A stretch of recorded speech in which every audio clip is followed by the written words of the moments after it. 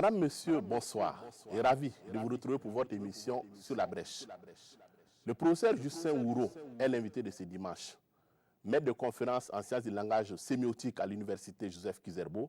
Enseignant-chercheur, il est aussi le président de l'association des critiques de cinéma du Burkina Faso.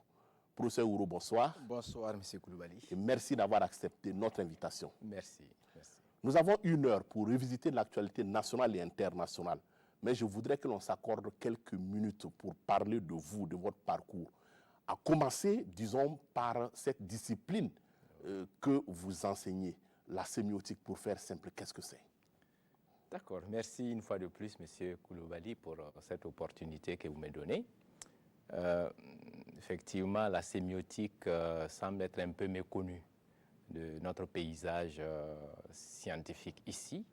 Sinon, c'est une discipline qui a fait son apparition au courant donc, des années 60, donc 60-70.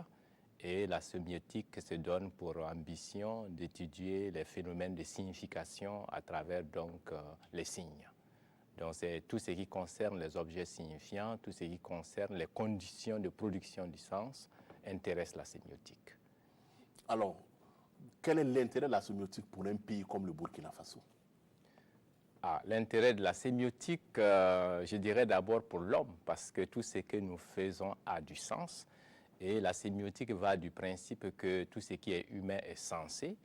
Et par conséquent, il s'agit donc pour notre pays et de voir à la lumière de la sémiotique quelles sont les significations cachées, n'est-ce pas, que nos gestes, nos faits, nos discours pourraient donc revertir.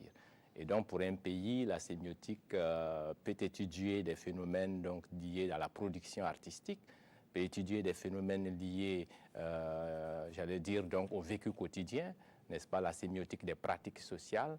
Et pour cette raison, tout ce qui concerne les valeurs, les questions de signification intéresse un pays parce que nous sommes avant tout aussi un pays donc, de production de valeurs. Mais est-ce que tout ça, ce n'est pas une manipulation du verbe pour endormir les esprits à la limite? Parce qu'on a besoin de gens techniquement bien formés, compétents, on a besoin de se développer. Est-ce qu'on a besoin de trop parler? Bon, je pense que l'action seule ne suffit pas. Quand l'action n'est pas soutenue par une théorie, je pense qu'elle ne peut pas être pérenne. Et toute technique étant grosse d'une métaphysique, la réflexion est, j'allais dire, ce qui est même participe de l'essence de l'humain. Et il est important que nous puissions mener cette réflexion pluridisciplinaire afin que chacun puisse apporter sa contribution à l'émergence de notre pays et au-delà, à l'émergence de la science. Vous êtes spécialisé en cinéma et audiovisuel. Vous êtes également l'auteur de nombreuses communications, en tout cas dans ce domaine en particulier. Qu'est-ce qui a guidé votre intérêt vers l'audiovisuel et le cinéma d'une façon générale? Alors là, il faut le dire, j'étais au début un enseignant de français et j'ai été donc affecté comme tout enseignant dans un lycée précisément à Diapaga. Et c'est là où je me suis rendu compte en étudiant les romans au programme que dans cette partie de notre pays et comme peut-être dans beaucoup d'endroits, il n'y avait pas de disponibilité, n'est-ce pas, donc d'ouvrages. Et j'avais demandé à mes élèves de lire Germinal. Et donc, nous allions faire une étude de Germinal. Émile Zola. Et tout de suite, ils m'ont dit qu'ils n'ont pas Germinal. J'ai parcouru donc les quelques bibliothèques qui étaient là, enfin, la bibliothèque communale. Et il n'y avait pas Germinal. J'avais juste un exemplaire. Et ça ne suffisait pas. Et c'est là un élève m'a approché pour dire à monsieur, moi, mon papa a le film Germinal. Et est-ce que ça ne peut pas remplacer le roman? Je dis, mais tiens, c'est une bonne idée. On va voir dans quelles conditions on peut visionner donc le film. Et c'est là que je me suis rendu compte qu'il y a véritablement un écart entre l'adaptation filmique et le roman, et que moi-même, en tant qu'enseignant, j'étais confronté à un certain nombre de difficultés pour décoder justement ce langage filmique. C'est vrai qu'on se rappelle de cette adaptation de l'aventure ambiguë de Cheikh Hamidou Kane, avec Jacques Chevrier notamment, qui a eu une réaction suffisamment mitigée. Bon, oui, je crois que les phénomènes d'adaptation, je pense que l'enfant noir ou alors pratiquement les romans de Sambène Ousmane sont passés donc ont été adaptés au cinéma. Du point de vue, j'allais dire donc artistique, il y a un travail qui se fait. Entre l'œuvre originale et l'œuvre adaptée, il y a véritablement un travail qui est opéré. Et il faut détenir les clés de part et d'autre pour pouvoir donc entrer dans ces œuvres-là. Et pour revenir à la question, parce que lorsque, en tant qu'enseignant, j'ai été confronté à cette difficulté, je me suis dit, mais pourquoi ne pas chercher à comprendre, n'est-ce pas, cet autre mode d'expression, n'est-ce pas, qui accompagne la littérature. C'est ainsi que je me suis intéressé au cinéma. Voilà. D'accord. Aujourd'hui, on pourrait penser que le cinéma africain est à la croisée des chemins. C'est une opinion en tout cas qui se défend au regard notamment de la disparition des salles de cinéma transformées en boutiques, voire même en églises dans certains cas.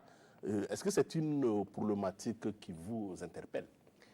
Oui, cette problématique interpelle les critiques que nous sommes, mais aussi l'ensemble des acteurs du cinéma et même les institutions étatiques, parce que le cinéma a une dimension très politique aussi, si bien que on peut le constater effectivement avec consternation que des salles se ferment et il se pose un problème donc de disponibilité des films, d'accès donc aux films africains, et cela n'est pas pour encourager la production. Mais aussi vrai que les salles se ferment, il est aussi vrai que certains espaces s'ouvrent, notamment justement les smartphones, les ordinateurs, les petits écrans, la télévision. Ce sont d'autres espaces, n'est-ce pas, qui s'ouvrent et que le cinéma devrait pouvoir saisir pour mieux se faire voir.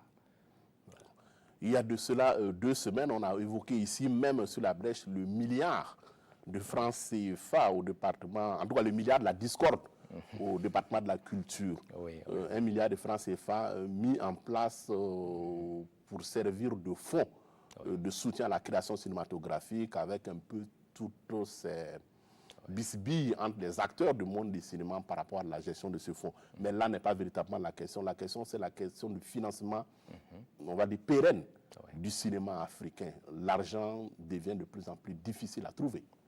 Oui, c'est juste. C'est dommage qu'on en arrive à cette question de discorde par rapport à ce qui devrait aider, n'est-ce pas, donc à promouvoir le cinéma. J'espère que les principaux acteurs assez rapidement vont se ressaisir pour donner une image, n'est-ce pas, attendue d'eux par rapport à la gestion de la chose publique. Au-delà de cela, il faut dire aussi que effectivement, les sources de financement deviennent rares et que le cinéma aujourd'hui rencontre de nombreuses difficultés. Est-ce qu'à ce propos, il ne faut pas faire le requiem même du cinéma africain? Faire le requiem du cinéma africain, c'est peut-être trop dire. C'est peut-être trop dire parce que le cinéma est un besoin vital. Comme on l'a dit, l'image aujourd'hui est incontournable. Que l'on le veuille ou pas, nous sommes projetés dans une civilisation donc de l'image, entre guillemets, et il appartient à chaque nation de pouvoir se positionner et, j'allais dire, donc de conquérir son identité, de l'exprimer par le biais de l'image. C'est un moyen d'expression aujourd'hui incontournable. Maintenant, la forme que ça peut prendre peut dépendre justement des moyens dont chacun dispose. Et il est important qu'on ne puisse pas donc raisonner dans le sens d'une cinématographie qui repose sur de grosses sommes, mais d'une pratique cinématographique qui pourrait aussi être adaptée, j'allais dire, aux moyens disponibles, au budget que l'on pourrait mettre à la disposition des acteurs.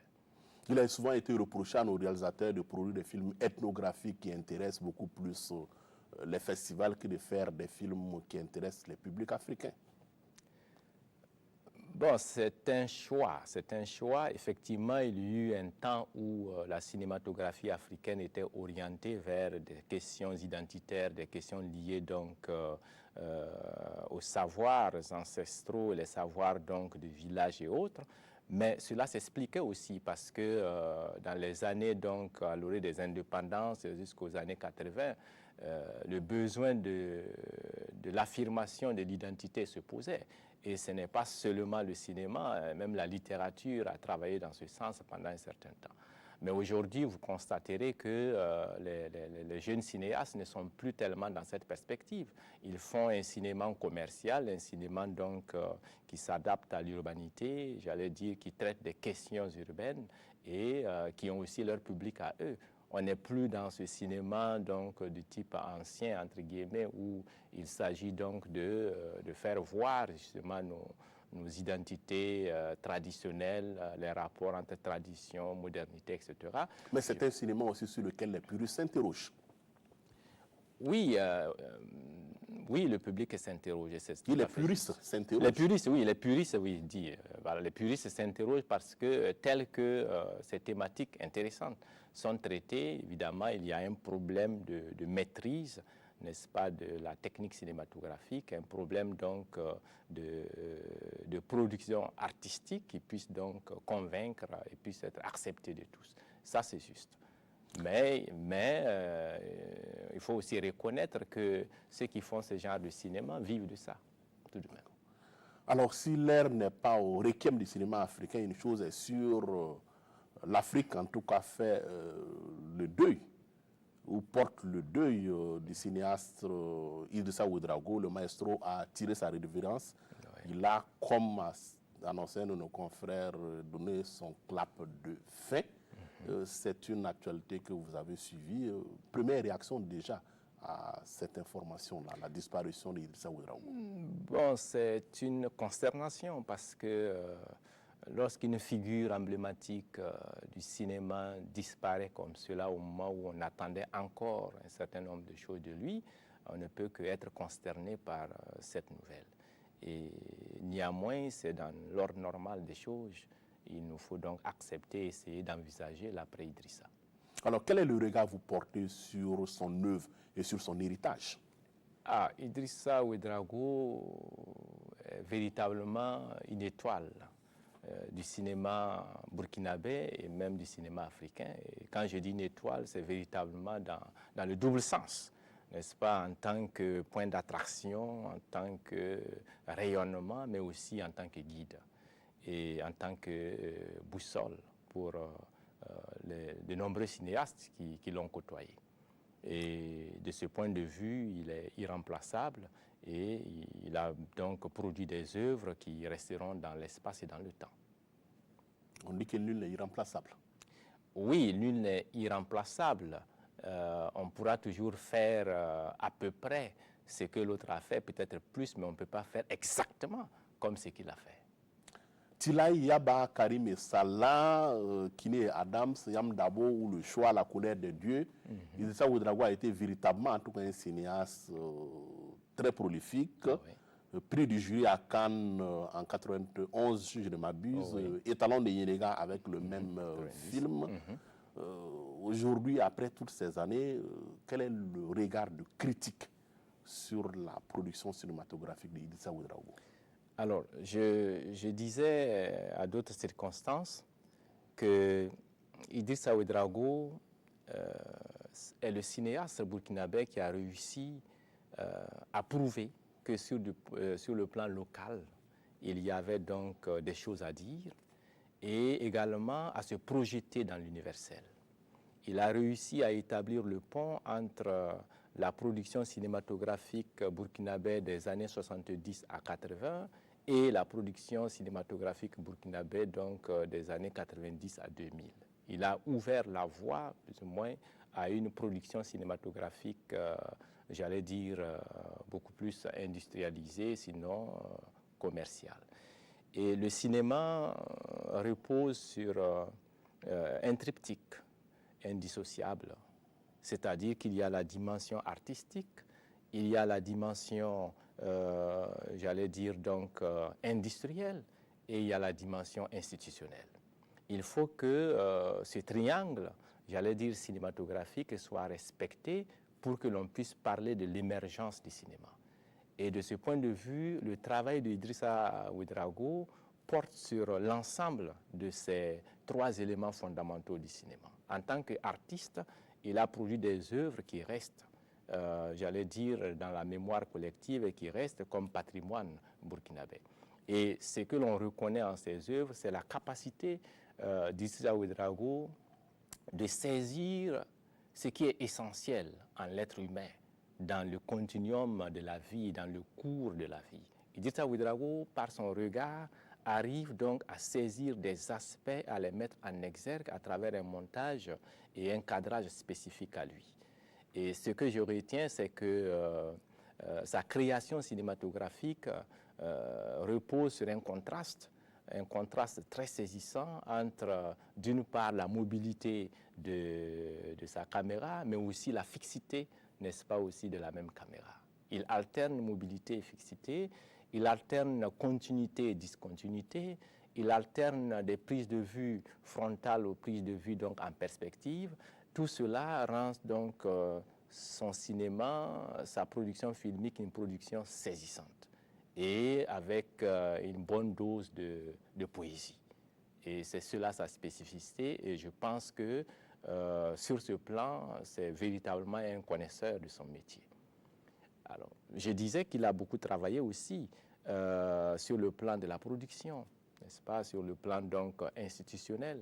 Il a beaucoup travaillé, et l'autre plan aussi qui est l'aspect industriel, je pense que Idrissa Ouédraogo, à travers Kati Jolie et puis tout ce qu'il a réalisé, lorsque nous voyons ses derniers films comme Kini Adams, peut-être comme le cri du cœur, ce sont des productions qui dépassent, j'allais dire, le cadre local et qui s'inscrivent, n'est-ce pas, dans l'universel, au point où, lorsque vous ne connaissez pas Idrissa Ouédraogo, vous allez penser que c'est n'importe quel cinéaste du monde, j'allais dire, qui produit. Voilà ce qu'on peut retenir, on va dire, sur Idrissa Ouédraogo, Oui. que vous n'êtes pas loin de considérer comme l'un des derniers monstres sacrés du cinéma burkinabé.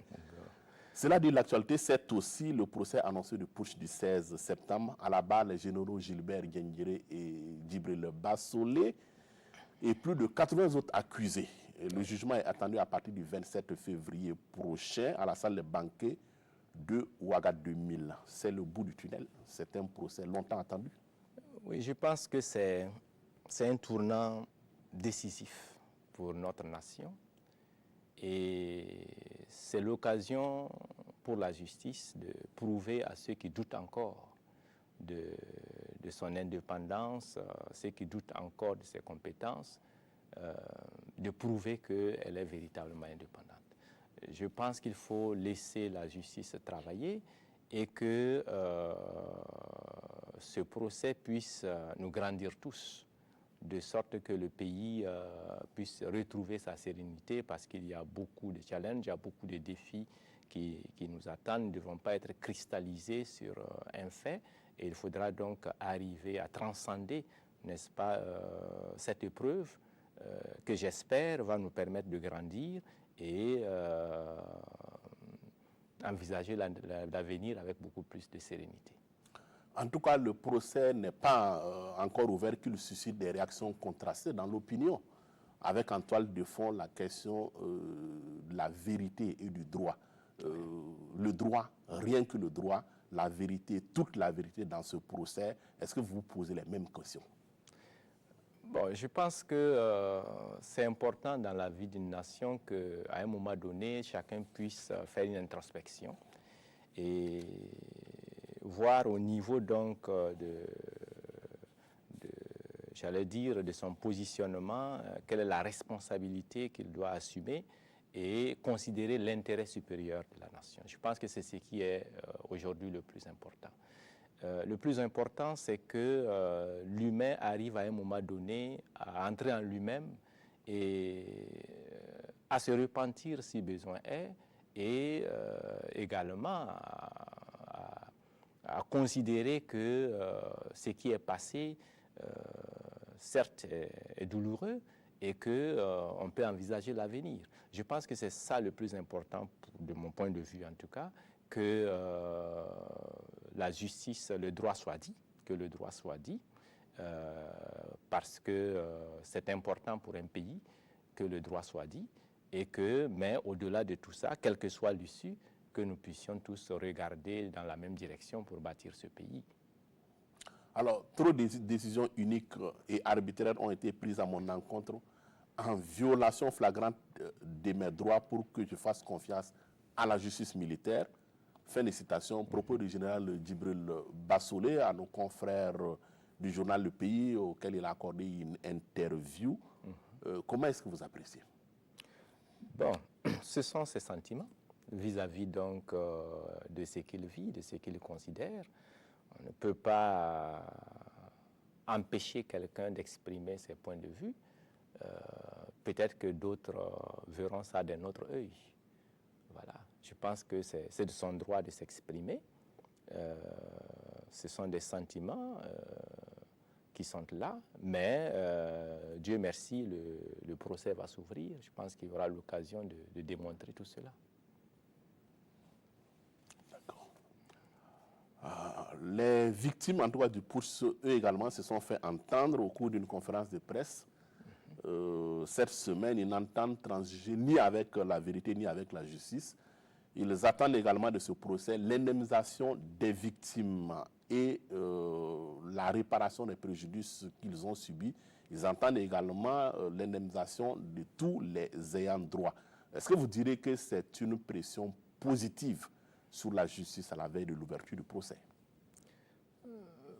Bon, sur la justice, est-ce qu'il y a une pression qui soit positive? Je pense que nous devons laisser la justice travailler en toute sérénité et espérer que ceux qui ont été commis à cette tâche ont également une conscience et que chacun doit donc travailler de sorte à ce que nous puissions assumer nos responsabilités aujourd'hui et demain.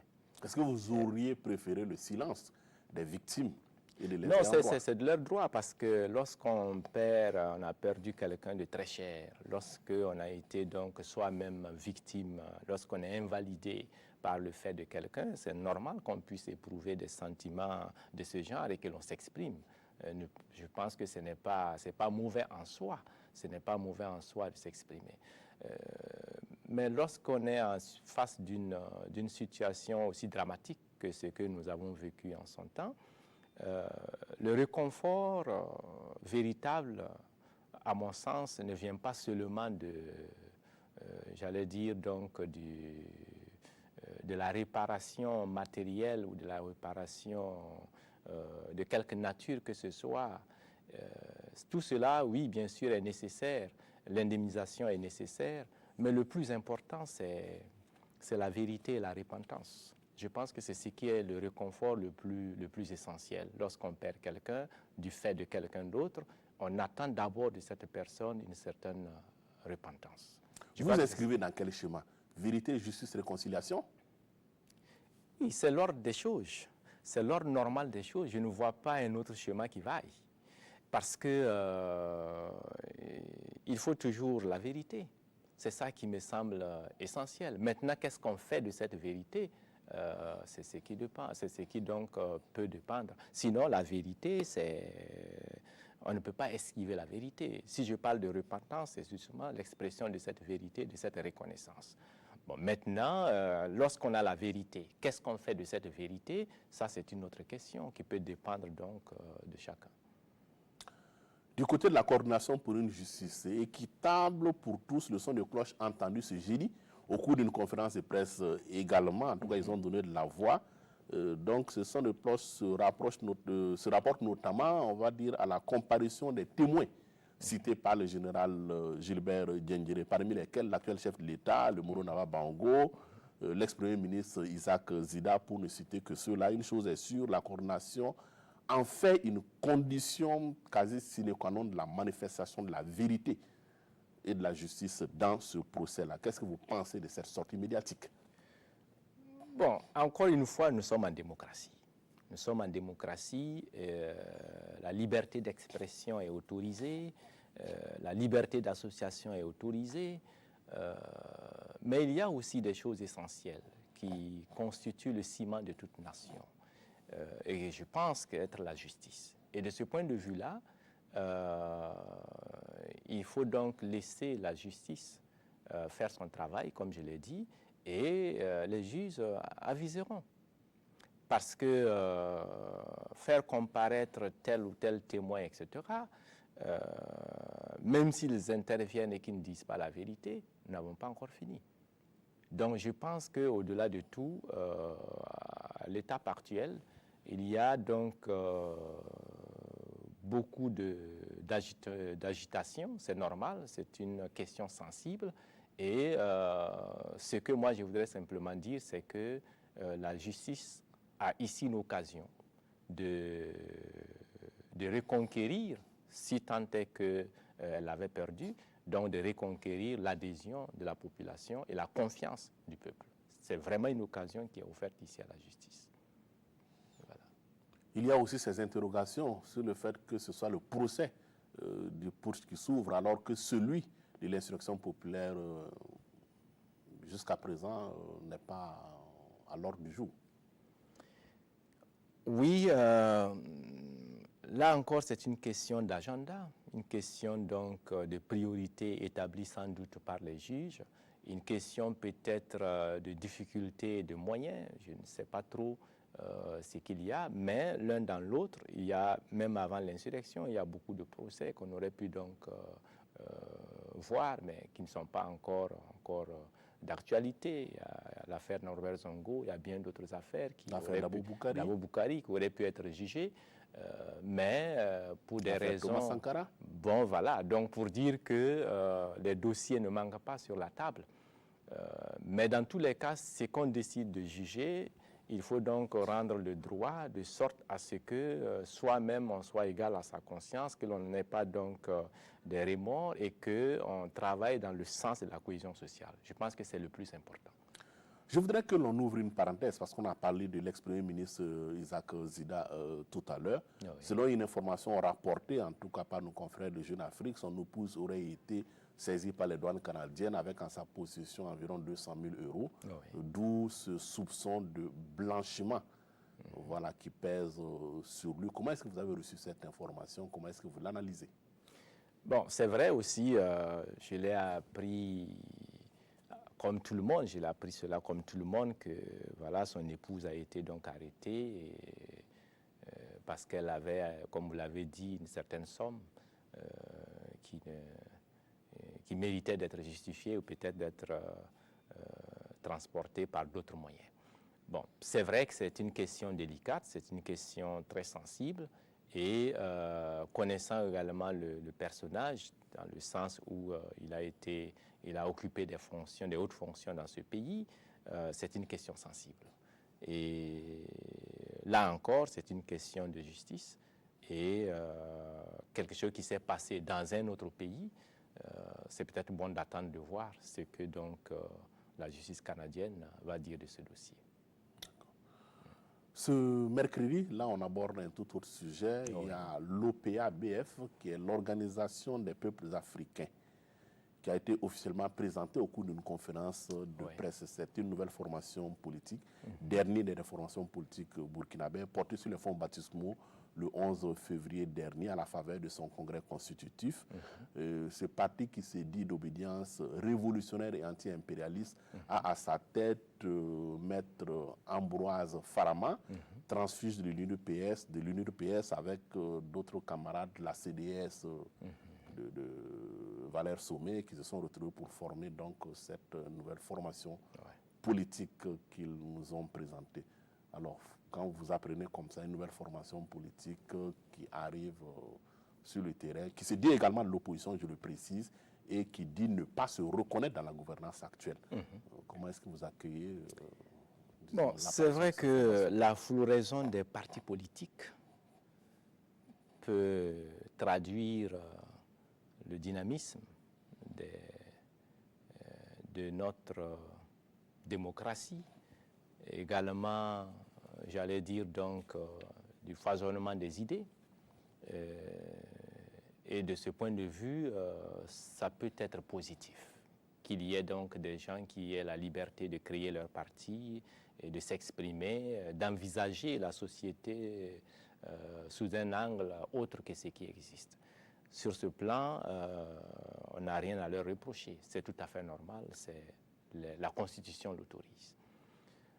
Maintenant, cette floraison également des partis politiques pose une autre problématique qui est véritablement celle des idéologies.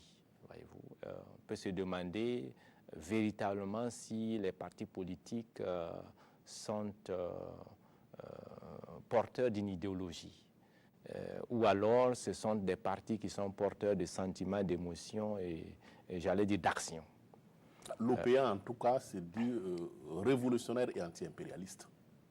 Oui, c'est révolutionnaire, panafricaniste, anti-impérialiste, avec une source d'inspiration sankariste. C'est bien. Maintenant, il faut les attendre au pied du mur, espérer qu'ils feront donc la différence et qu'ils vont véritablement proposer un programme de société qui puisse convaincre l'électorat au moment venu. Sinon, c'est inquiétant quand même que pour un pays comme le nôtre, nous ayons plus d'une centaine, et ça c'est au bas mot, de partis politiques. Et or, on peut voir concrètement, si l'on veut faire donc la part des choses, bon, en réalité, sur le plan idéologique, il n'y a pas de différence notoire. Bon, tout cela est certainement lié à des questions d'hommes, et c'est ce qui est dommage. Si les idéaux ne transcendent pas les égaux, évidemment, on se trouve dans une situation où, pour une ou deux choses, on claque la porte et puis on va créer son parti. Ça ne fait que brouiller davantage, j'allais dire, la visibilité de la chose politique du point de vue donc, de l'électorat et des populations. Mais ce faisant, bon, je pense que ils ne sont pas les premiers, ils ne seront pas les derniers. Certainement que d'autres partis naîtront plus tard. Du côté des CDP, c'est la guerre de leadership entre Edi Komboego et Achille Tapsoba qui a tourné en faveur, en tout cas, du premier, avec la confirmation ce vendredi de la reprise en mai du parti par Edi Komboego. C'est une actualité que vous avez suivie. Comment est-ce que vous analysez? Bon, je pense que, de mon point de vue, le CDP est l'un des partis qui est mieux placé pour savoir, j'allais dire, les conséquences et les douleurs de la séparation. Et s'ils ont pu donc s'entendre, comme ils l'ont dit, et qu'il n'y a plus donc de discordance, c'est tant mieux pour la vie du parti. Sans quoi, une fois de plus, ça pose le problème de la conception même j'allais dire, de la chose politique. Parce que quel est le regard que le citoyen peut poser sur ce genre d'ajustement? Ce n'est pas seulement au niveau du CDP, un peu partout. Ça ne fait que renforcer la rupture de confiance. Je pense que les partis politiques, de quelque bord que ce soit, doivent pouvoir se départir d'un certain paternalisme et donner l'exemple de la démocratie au sein même de leurs organes. Et ce n'est pas en accédant au pouvoir qu'on sera démocrate. On doit être démocrate à l'intérieur même du parti où l'on se trouve et donner l'exemple. C'est ce qui va donner une certaine confiance à la population. Parce que là, ces discordances pour un rien ou alors ces transfuges que l'on a vus il y a quelques mois en arrière, voilà, tout cela ne fait que renforcer la rupture de confiance entre le citoyen et le politique. Et je crains qu'on arrive à une situation où véritablement ceux qui sont plus ou moins commis, qui se sont invités donc, sur l'arène politique ne puissent plus j'allais dire, ne puissent plus donc avoir la confiance de la population et que finalement c'est des individus, ce sont des candidatures, j'allais dire, voilà, indépendantes, qui, comme un peu du côté de la France, qui prennent le dessus. Et quand c'est comme cela, on a du mal à contrôler un certain nombre de choses, du reste dans nos pays, dans des pays comme le nôtre. Je pense qu'il faut travailler à garder, à avoir cette confiance de la population, à donner l'exemple quand on est un homme politique et accepter quand même une certaine transparence dans la gestion de la chose politique. En tout cas, pour l'instant, la démocratie interne semble avoir triomphé au sein du CDP. Est-ce que vous parierez que cette entente n'est pas une forme de baiser de Judas en attendant que les couteaux ne sortent? Je souhaite que ce ne soit pas un baiser à la manière de Judas et que ce soit sincère.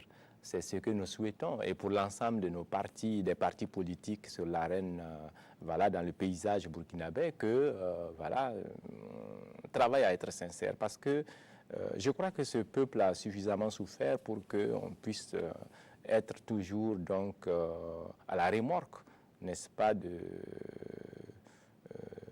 des gens qui ont beaucoup plus une vision un peu nombriliste. Voilà, il faut donc transcender les individualités, transcender les égos et incarner vraiment la pratique politique dans toute sa dignité. Voilà. Alors, cette semaine-là, je voudrais qu'on aborde un tout autre sujet. Il y a eu l'image, ou les images de cette lycéenne qui a fait... qui a été violée, disons le mot clairement, par des jeunes. Voilà, il y a eu une grande émotion dans le pays, on a eu un certain nombre de réactions. Je voudrais citer notamment celle de Lalé Naba ou de Mme Laurence Ilboudo Marshall. Voilà, des réactions parmi tant d'autres dans l'émoi qui a été suscité par ces viols dont la jeune lycéenne a été victime. Comment est-ce que vous avez reçu cette information qui, au-delà du fait divers? C'est triste. C'est triste que notre jeunesse, sur qui repose l'espoir de toute la nation, puisse sous nos yeux commettre de tels actes. C'est véritablement triste, et surtout au regard de leur âge, 15-17 ans. Je pense qu'ils devraient avoir d'autres préoccupations en ce moment que ce genre de comportement. Mais au-delà de l'émoi, au-delà donc de la tristesse, au-delà de l'émotion que cet acte ignoble suscite, nous devons nous interroger. Je crois que beaucoup sont également allés dans ce sens, nous interroger, et c'est là où, encore une fois de plus, nous revenons sur la question de l'image. L'éducation à l'image aujourd'hui est indispensable. Elle est indispensable pour notre jeunesse parce que j'ai comme l'impression que nous laissons les choses nous envahir et c'est lorsque l'irréparable se produit que l'on s'agite. Aujourd'hui, notre jeunesse, voilà, tout le monde le voit. Chaque enfant aujourd'hui a son smartphone, a son téléphone. Nous sommes envahis de partout par des images, mais sans avoir la moindre compétence pour décrypter ces images. Alors, que ce soit donc la vidéo qui a circulé, ou que ce soit ce qui pourrait être à la base de la motivation de ces jeunes, il y a une responsabilité des aînés. Il y a une responsabilité des aînés et je pense que nous devons donc, pour rentrer dans cette civilisation de l'image, pour y rentrer de façon frontale et affronter les choses, donc autrement dit, et ne pas rentrer à reculons dans cette civilisation, il est important que nous puissions donc revoir notre système d'éducation et que les choses qui sont donc de notre vécu quotidien puissent être également prises en charge, que ce soit à la maison, que ce soit à l'école, que les gens comprennent que ce n'est pas tout ce qui passe à la télé. Et évidemment, il faudra aussi travailler à contrôler ce qui passe à la télé. Et ce que l'on peut avoir sur les réseaux sociaux, ce n'est pas tout ce que l'on voit que l'on doit donc imiter. Je pense que sur ce point, nous avons du travail à faire en tant qu'enseignants et en tant que société, tout simplement. À Houndé, dans le Tuy, la nationale numéro 1 a été bloquée par des jeunes en colère. Oui, les raisons de cette colère, c'est qu'ils estiment qu'ils devraient bénéficier d'une discrimination positive à l'emploi dans la mine d'or de la localité, ce qui n'est pas le cas. Résultat des courses, la route a été bloquée. Comment est-ce que vous avez reçu cette information? Comment est-ce que vous l'appréciez? Bon, là aussi, on assiste à ces dernières années à une sorte donc de justice que l'on veut se rendre lorsqu'on se sent brimé et souvent même sans maîtriser les contours des choses. Et c'est encore dommage que des citoyens empêchent d'autres citoyens de circuler, tout simplement parce qu'eux, ils ne seraient pas donc entrés dans ce qu'ils considèrent comme étant leurs droits. Il y a beaucoup de possibilités de manifestation de sa colère, il y a beaucoup de possibilités que, j'allais dire, un pays démocratique peut offrir à un citoyen pour s'exprimer sans porter atteinte à la liberté d'autrui, sans porter atteinte justement au bien donc public. Bon, malheureusement, c'est ce à quoi nous assistons. Vers Houndé, un peu partout, vraiment au Burkina, on a assisté à ce genre de comportement ces derniers temps.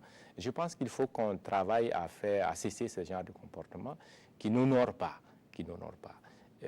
Une question peut être posée, une préoccupation peut être exprimée et trouver les moyens donc de résoudre cela.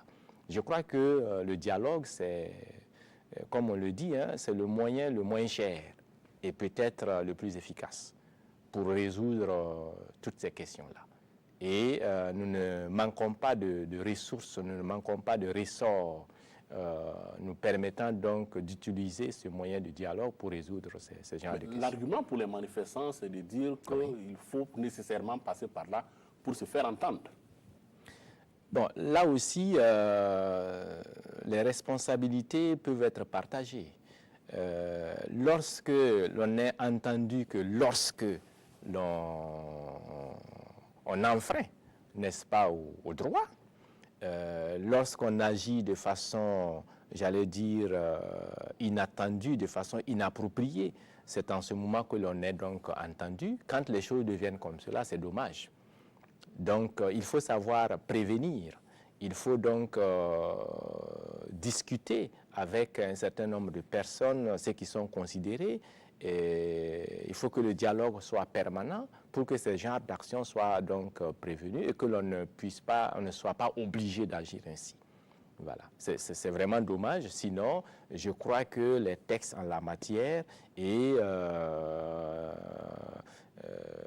doivent prévoir quand même un certain nombre de postes pour des habitants qui abritent un certain nombre de choses parce qu'ils sont les premiers concernés. Et on sait donc comment ces exportations, ces exploitations minières aussi peuvent causer comme dommage à la population. Alors, politique intérieure, je voudrais que l'on retienne la proposition du chef de l'État qui avait annoncé une sorte de la réforme du système de rémunération des agents de la fonction publique pour le mois de février 2018. Les concertations ont commencé en tout cas ce vendredi. Le chef du gouvernement, Paul Kabatiba, a reçu l'Union d'action syndicale. Une conférence nationale est annoncée pour le 28 de ce mois. Quel regard vous portez sur cette démarche qui est entreprise sur la question de la remise à plat, la rémunération des fonctionnaires? Alors, je crois que c'est nécessaire pour notre pays de revoir donc un certain nombre de choses. Depuis un certain nombre d'années, nous sommes allés de colmatage en colmatage et véritablement la rémunération, le système de rémunération des fonctionnaires pose problème. La loi 081 qui est censée donc résoudre un certain nombre de disparités en a par ailleurs créé, ce qui est dommage. Le principe qui guide donc le gouvernement, si j'ai bien compris, pour mettre en place une commission de réflexion très large, participatif, pour voir quel système de rémunération il faut mettre en place pour que l'économie du pays ne s'effondre pas et que pour que justement on puisse être juste les uns envers les autres, est de mon point de vue une bonne chose. Si tant est que, évidemment, c'est l'équité, la justice, la méritocratie et le souci de l'avenir qui anime tous les acteurs.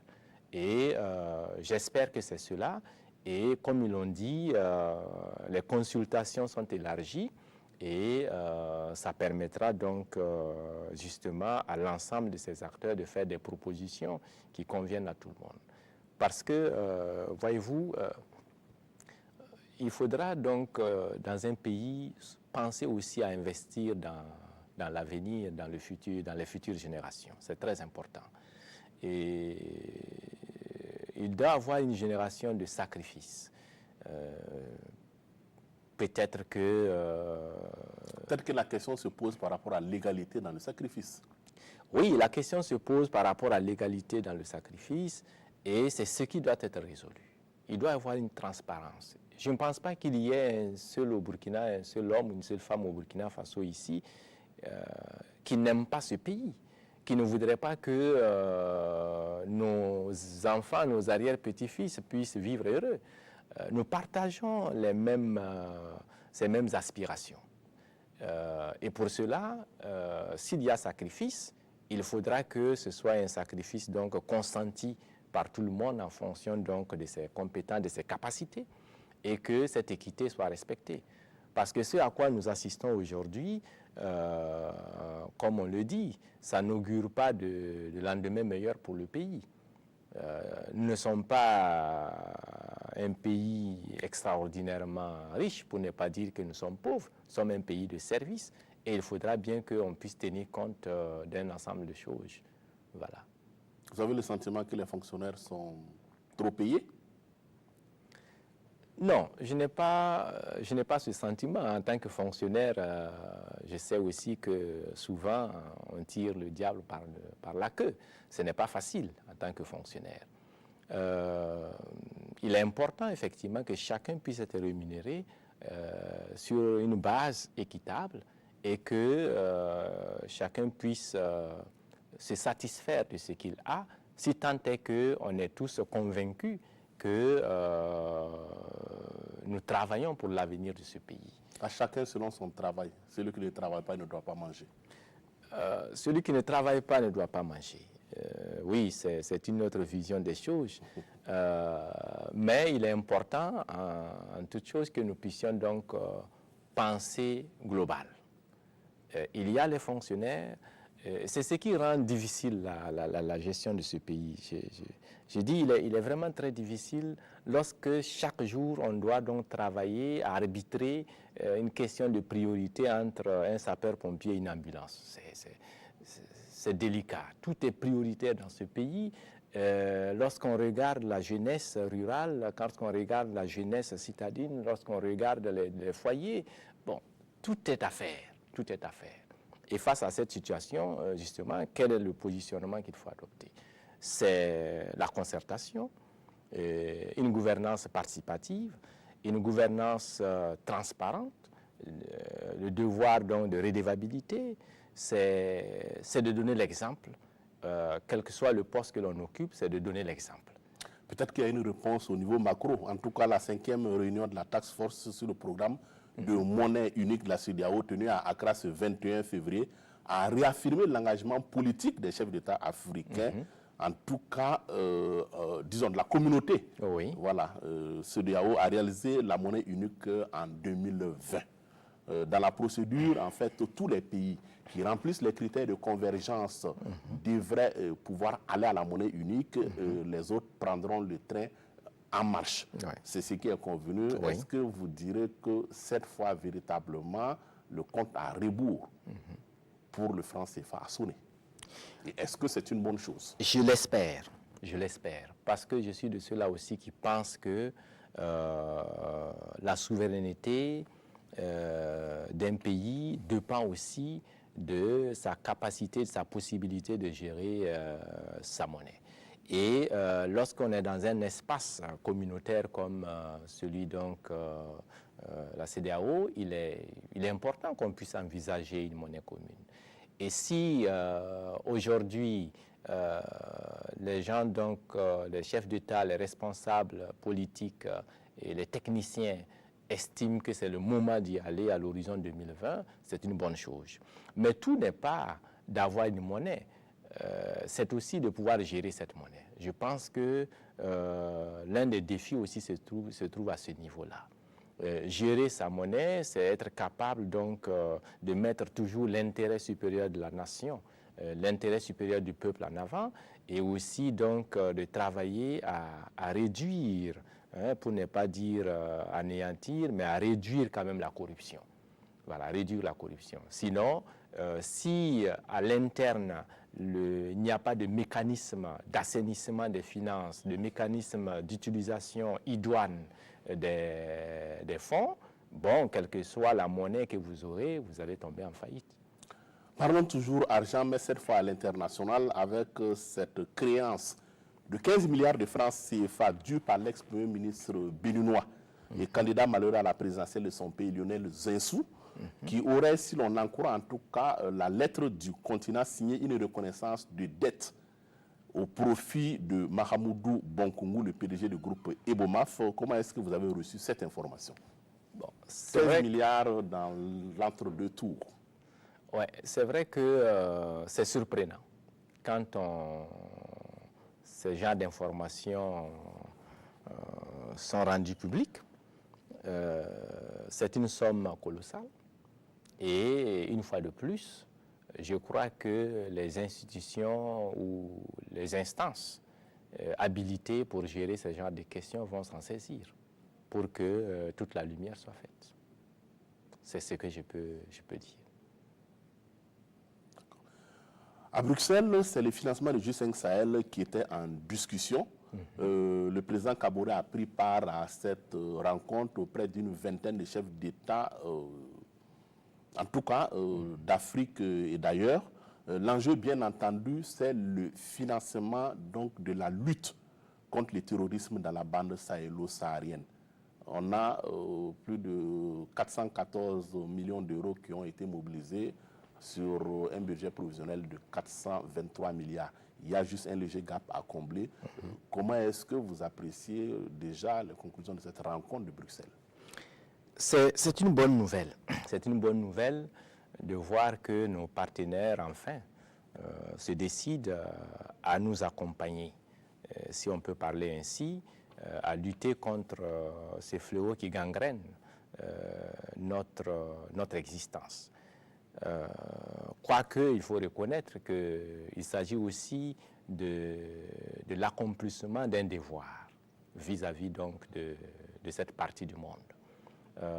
Je ne perçois pas cela comme, j'allais dire, un don, juste un geste de bienfaisance.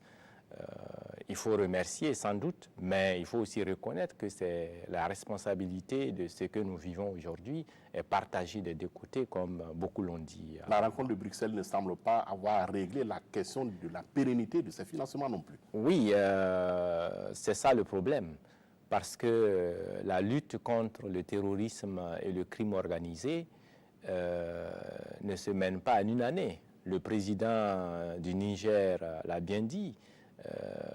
Les armées les plus puissantes du monde ont mis 3 ans pour venir à bout donc des terroristes.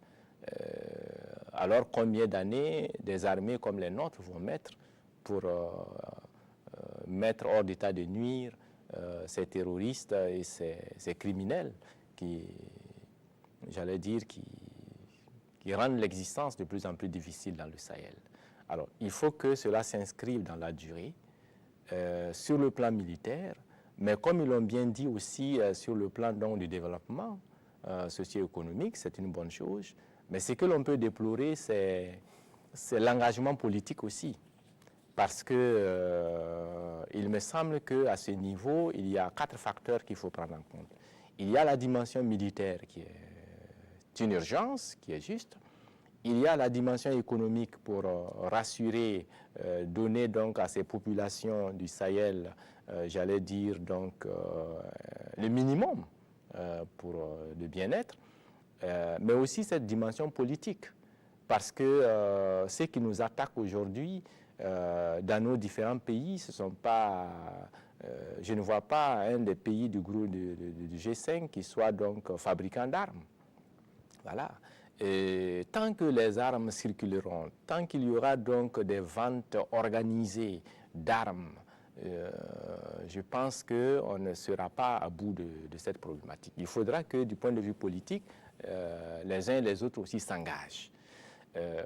Au-delà de ce facteur politique, il y a aussi la nécessité de développer en chaque citoyen le sentiment d'appartenance à sa nation.